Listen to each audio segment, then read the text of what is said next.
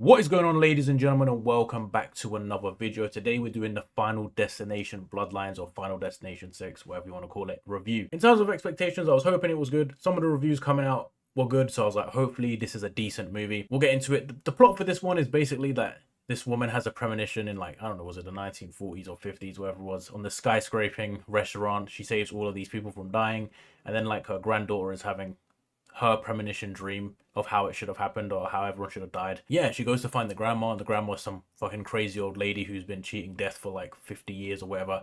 And allegedly, death has now come back to kill everyone from the restaurant. It's been killing everyone one by one. And I guess that's how they try to link all the movies together, because really and truly, the Final Destination franchise is not really all that linked, because characters never return and they have to, I guess, somehow link all the lore together. I don't know. I guess this is their way of doing it. I don't think it's the worst way to explain the whole thing, but it's not the most interesting. I also think it leaves them open to killing the franchise right here. Like, they've basically tied everything together. They don't have to make another movie. Or if this one's successful, they could just, go make another one and continue it on from there. In terms of some of the good stuff of this movie, I think there's a decent amount of good stuff in this movie.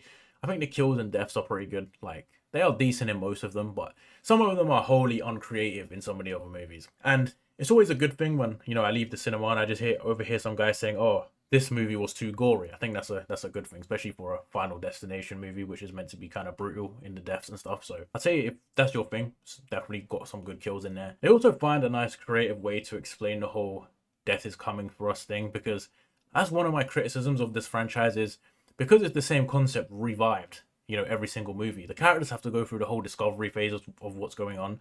And I think they do a good job here of not having to drag that shit out for like 30 minutes of them discovering. And there's certain horror franchises where the same thing just happens and the characters have to discover it again. It's like watching the whole first movie all over again. For example, the Insidious The Red Door. I actually hate that movie, bro. It's literally just the first movie all over again, right? But yeah, they do good on that. I think the characters are actually decent. I think the main protagonist is a bit annoying, but apart from that, some of the characters are quite funny and they're actually decent, and they do a little bit of background building before they actually just jump into doing things. Whereas in a few of the other movies, they just kind of start killing people off and they don't know each other at all. This one, obviously, they're all related, so they kind of give themselves a benefit on that. Yeah, I think some of the deaths are pretty unpredictable. Like, you think it's going to happen one way and then they just kind of do some random twist. And some of them are a bit ridiculous, but some of them are pretty good. And also there's some nice callbacks and like Easter eggs. Like, they do call back to some of the other movies. Like, there is a log truck.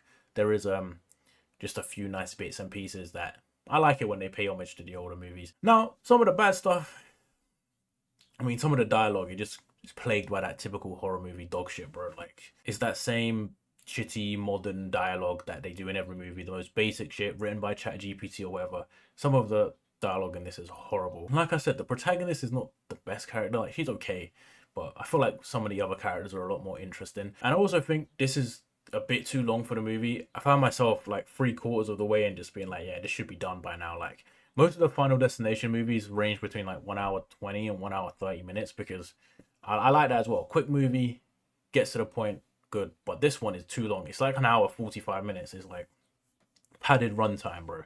I think the sweet spot for most horror movies is no longer than like 1 hour 40. That's pushing it. But this one was a bit longer than that. And I think towards the end you start to feel it. You know what I mean? Like, they could have cut out a few pieces and it would have been fine. Yeah, it's the longest in the franchise for sure.